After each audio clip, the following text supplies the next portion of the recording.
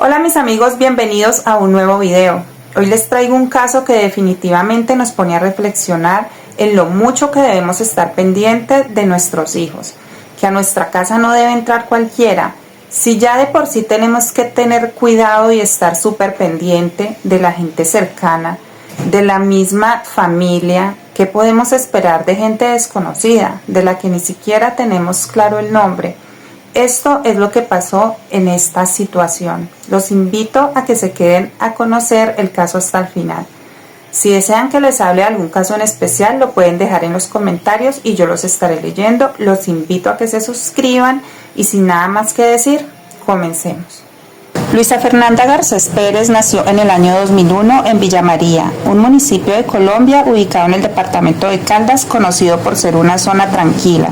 Fue la primera hija de la pareja conformada por Joanny Garcés y Diana Marcela Pérez. 2 años más tarde la familia se completó con la llegada de su hijo menor, Juan Esteban. Eran muy unidos y se llevaban muy bien, aunque no estaban exentos de las típicas discusiones entre hermanos. La infancia de ambos transcurrió con total normalidad, salvo por algunas discusiones que subían de tono entre sus padres, porque a la mujer le gustaba embriagarse y cuando lo hacía se olvidaba por completo que tenía a sus 2 hijos. Sin embargo, la pareja siempre lograba superar las diferencias y seguir adelante. Cuando las cosas en el hogar se ponían tensas, Luisa iba a casa de su abuelo paterno llamado Alfredo, quien por fortuna no vivía a mucha distancia y a ella le gustaba frecuentarlo.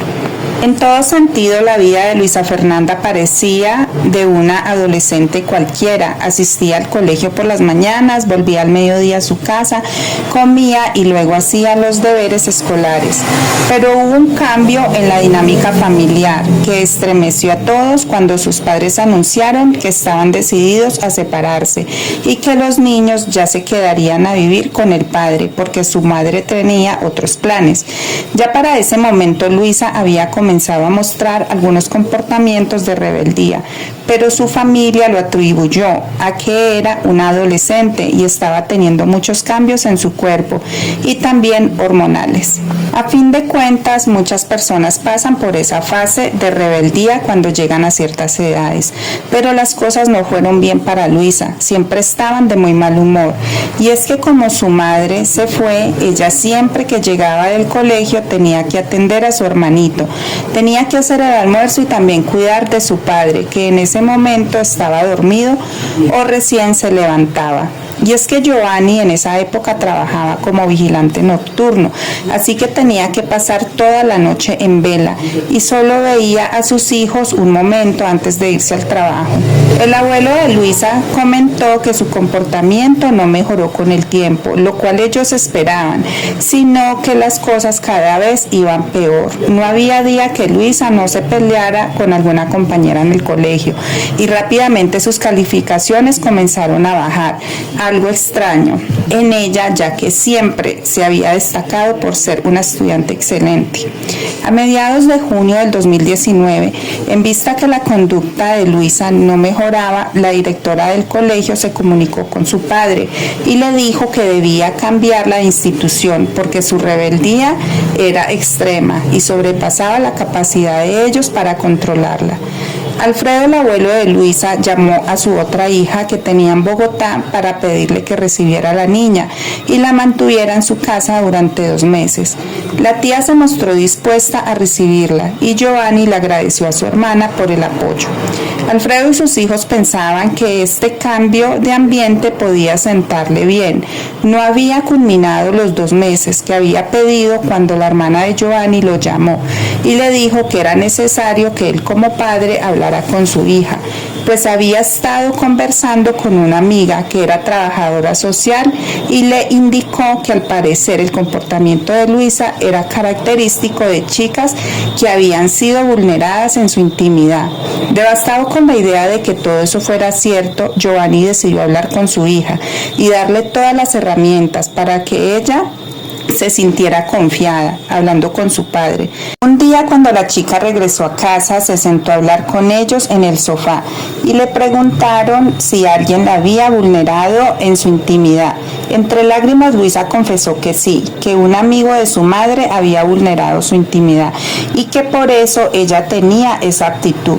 Ella dijo que esto había sucedido en el mes de enero de ese año, justo cuando su actitud había comenzado a cambiar y aún cuando su madre todavía vivía con ellos. Luisa comentó que una tarde su madre llegó a la casa con dos amigos, un hombre y una mujer, y comenzaron a tomarse algo. Luego de un rato ella se quedó dormida en el sofá y este hombre aprovechó para sacar a Luisa y a su hermano de 11 años a la calle. Los llevó a comer unas hamburguesas y luego a comprar algo de tomar. Luego de esto los tres regresaron a la casa y los adultos siguieron tomando algo hasta que las mujeres de nuevo se quedaron dormidas. El hombre le dijo entonces a los chicos que le permitieran entrar a la habitación con él y así dormir con ellos. Los niños al principio no estaban muy seguros, pero él insistió mucho y al final lo dejaron pasar. Una vez en el dormitorio, este hombre le ofreció al hermano de Luisa 50,000 pesos colombianos, lo que podría ser alrededor de unos $12 para que el niño se fuera de la habitación y lo dejara a solas con la niña. Él aceptó, ya que era un pequeño y no sabía que este hombre le podría hacer algo malo a su hermana. El niño salió, pero luego volvió a entrar cuando escuchó los gritos de su hermanita pidiendo ayuda. El hombre dijo que se iría de la casa, pero que ellos no tenían que contar nada, porque obviamente no le convenía. Giovanni al escuchar este relato estaba furioso, pero no con sus hijos, sino con su exesposa. No podía entender cómo había dejado entrar a un desconocido a su casa. También le dolía saber que eso había sucedido en el mes de enero y que para ese momento era agosto y sus hijos habían guardado durante meses ese secreto. Él no quería ser un padre al cual le guardaran secretos por miedo y comenzó a cuestionarse a sí mismo. Decidido a saber quién era el hombre, llamó a la madre de sus hijos, pero ella, en lugar de hacerse responsable por sus malas decisiones, se quejó de que Luisa no sabía guardar secretos. Por si fuera poco, dijo que ella tampoco recordaba a este hombre y que solo sabía que era un viejo conocido de su amiga Janet Osorio. Al día siguiente la llevaron a medicina legal para que le hicieran un examen físico y así comprobar que su intimidad había sido vulnerada para poder denunciar el hecho ante la policía y que encontraran al responsable. Para Luisa, de 13 años, no fue fácil tener que relatar esta historia a extraños y someterse a distintas experiencias. Sin embargo, encaró con valentía el proceso. Luego volvió a casa con su padre y su abuelo y se quedaron todos a la espera de los resultados. Con estos antecedentes llegamos a la mañana del 20 de agosto del 2014. Ese día Giovanni regresó del trabajo muy cansado y al entrar a la casa se encontró con su hija.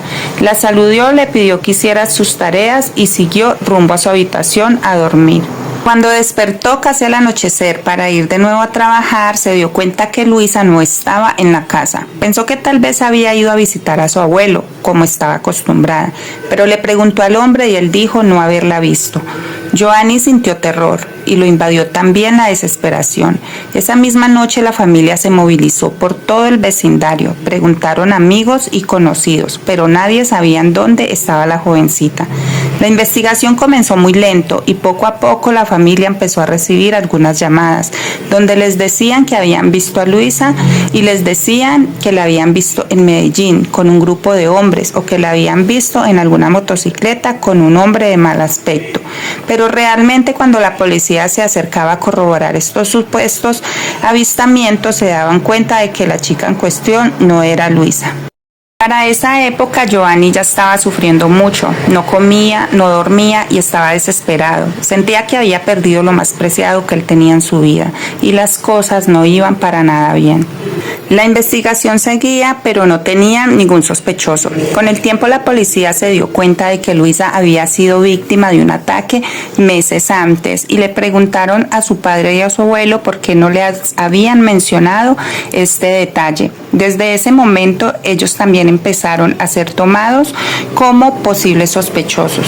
Pero luego se dieron cuenta de que esto no era así, que finalmente solo eran dos hombres agobiados que no sabían qué hacer y que por algún motivo habían olvidado este detalle tan importante. Giovanni le comentó a los detectives que tenía ya varios meses separado de Diana, la madre de sus 2 hijos, y que todo lo que había sucedido había sido cuando ella aún vivía con él en la casa. También comentó que no era su esposa la que era amiga de ese hombre, sino una amiga peluquera que ella tenía llamada Janet. Al interrogarla, ella relató que ella y Diana estaban en la peluquería cuando recibieron la llamada de un número desconocido. La voz al otro lado de la línea era un amigo al cual tenía mucho tiempo de no escuchar y que estaba dispuesto a brindarles algo de tomar a las 2. Aseguró que ella ni siquiera sabía el nombre completo del hombre, a pesar de que en el pasado habían mantenido una relación amorosa. Decía que es que el hombre era muy hermético y cuando ella preguntaba algo de su vida, él simplemente le respondía que dejara de andar indagando. En medio de la conversación con la policía, Janet dio un dato muy importante sin darse cuenta. Dijo que ella lo había visto en la cárcel cuando tuvo problemas con la ley. Mientras tanto, Giovanni y su familia no dejaban de buscar a Luisa. Siguiendo cualquier mínima pista, visitaron todos a sus conocidos, a sus amigos del colegio, fueron a hospitales y a sitios de dudosa reputación, pensando que tal vez estaba retenida contra su voluntad. Nada les daba resultado y ya no sabían qué hacer. En medio de la desesperación, Giovanni se disfraza y se va a muchos lugares buscando a su hija. Pensaba que tal vez había encontrado malas compañías y no encontraba la forma de volver a casa. El siguiente hecho relevante en relación con el caso se produjo el 26 de agosto del 2014, 6 días después de la desaparición de la niña. Los bomberos recibieron una llamada importante cuando un pescador les alertó sobre la presencia de unos restos a la orilla del río Cauca. Cuando las autoridades se presentaron en el lugar, encontraron una escena impactante. Se trataba de unos restos femeninos y cerca del cráneo, pero más alejados del medio metro, habían unos cabellos largos.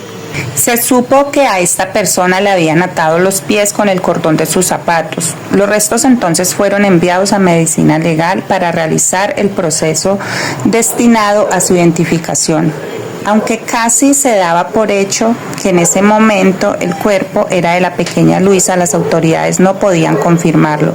Así que decidieron tomar una muestra de ADN de la madre de la niña y así hallar la prueba. 2 meses después de haber encontrado el cuerpo fue que regresaron los resultados. El 28 de octubre del 2014 se confirmó que en efecto el cuerpo encontrado en aquel río era el de Luisa. El padre de la niña, Giovanni, dio algunas declaraciones a los medios. Dijo que se sentía roto y que cuando llegó a la confirmación de que era el cuerpo de su hija se puso muy mal. Eso sí, también aseguró que había pasado 2 meses guardando ese dolor, porque cuando él vio la falda que encontraron en aquel río, era como haber visto a su hija. Por dentro ya lo sabía, pero sí comentó que toda esa situación le estaba pasando factura, que no estaba para nada bien en ningún ámbito de su vida. Pronto también se divulgó el informe de medicina legal, en el cual se confirmó que la causa de la muerte de Luisa había sido un golpe en la cabeza con un objeto contundente. Este objeto había producido una fractura en la región temporal derecha. También dejaron constancia que debido al avanzado estado de descomposición, ya que el cuerpo había estado en el agua, no se encontraron ni huellas ni material de ADN de las personas que le pudieran ayudar a encontrar al culpable. El equipo de investigadores se propuso descubrir qué había pasado con Luisa y si en su muerte había estado involucrado el misterioso hombre señalado de abusarla. Lo primero que hicieron fue volver al lugar donde se habían hallado los restos. Allí se plantearon muchos interrogantes, como qué significaba que el hecho de haber encontrado su cuerpo atado en los pies con unas trenzas de calzado deportivo, considerando que el Cauca es un río muy caudaloso. Si el cuerpo hubiera sido arrastrado un largo trecho, habría perdido la falda y esa atadura. Además, los restos no estarían en la orilla donde fueron encontrados, sino río abajo, y probablemente jamás los hubieran visto. Esto indica que el cuerpo fue abandonado cerca del río, donde lo encontró el pescador. Ansiosos por encontrar alguna evidencia del criminal, rastrillaron toda la orilla, pero no hallaron nada, y decidieron concentrarse en obtener información en el entorno cercano a Luisa. Hablaron con los amigos de Luisa y hablando con uno y otro descubrieron que Luisa no estaba sola el día que desapareció. Mientras su padre dormía aquel 20 de agosto, la chica compartió toda la tarde con Luis Fernando Restrepo, un compañero del colegio. Según él, dijo que esa noche acompañó a Luisa, quien le dijo que necesitaba ir a una venta de hamburguesas y salchichas en el centro de la ciudad.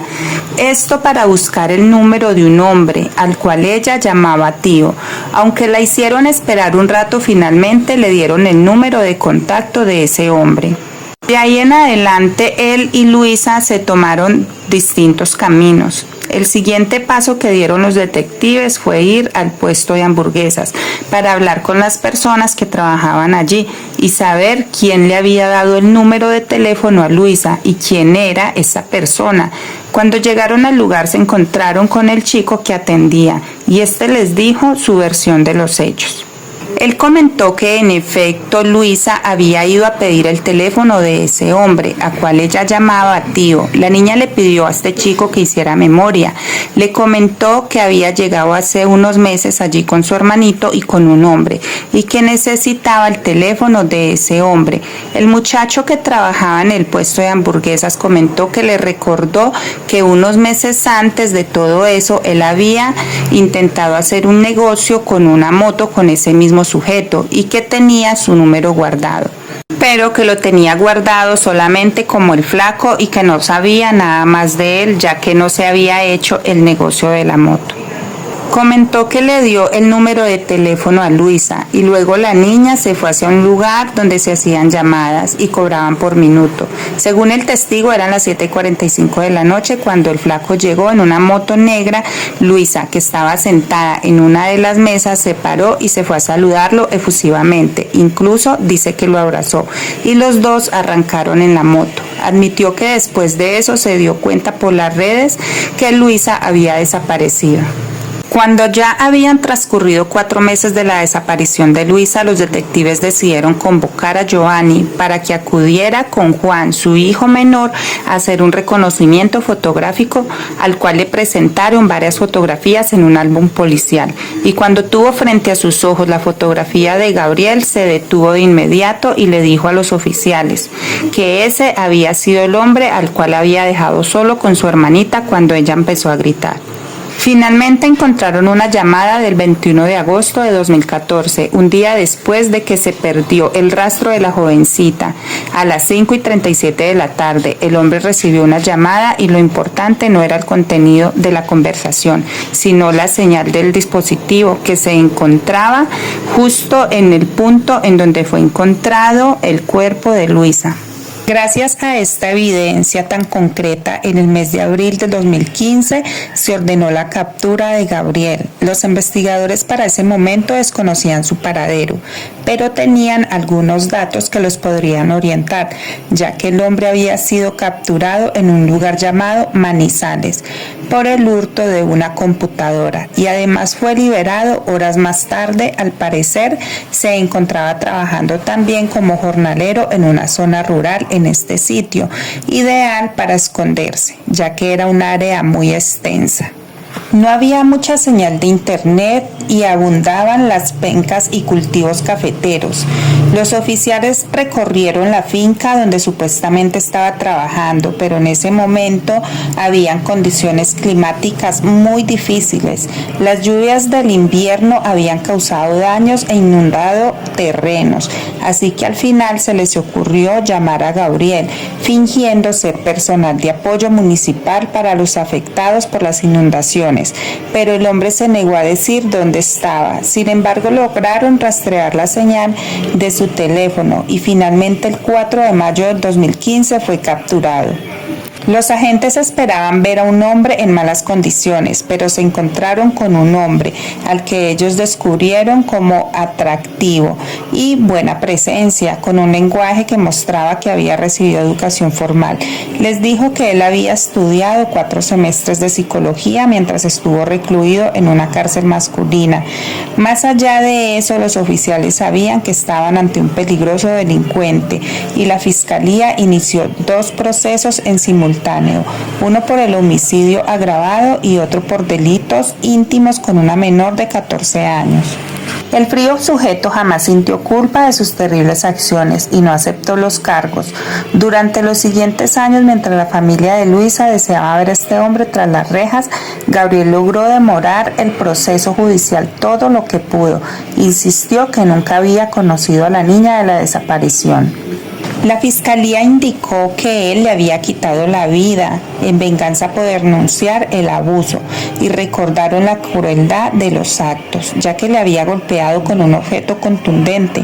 El abogado defensor respaldó el relato de su defendido y le dijo al juez que todo era un montaje en su contra, que la familia paterna de Luisa se estaba cobrando venganza porque él había tenido un amorío con la madre de la jovencita.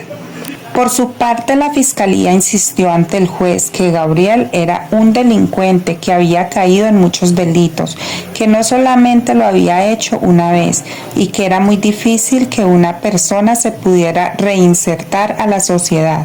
También tenía la llamada telefónica que había hecho el día siguiente desde el lugar donde se había encontrado el cuerpo de Luisa.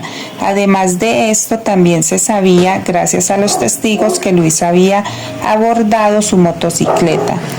Finalmente la jueza dio su veredicto. A ella le quedó probado, más allá de toda duda, que Gabriel le había quitado la vida a Luisa y lo condenó a 46 años de prisión por este crimen. La defensa por su parte apeló la sentencia, pero en septiembre del 2017 el Tribunal Superior de Manizales ratificó su condena de 46 años. Si los cumpliera a cabalidad, este hombre estaría saliendo de la cárcel con 90 años, pero el sistema colombiano podría obtener distintos beneficios por estudio, por trabajo o por buena conducta, tal y como lo habían hecho en otras ocasiones. En cuanto al abuso, en el 2018 un tribunal lo declaró culpable y se le sumaron 9 años de prisión a su condena. Los familiares de Luisa se mostraron muy complacidos con la justicia y siguieron adelante con sus vidas.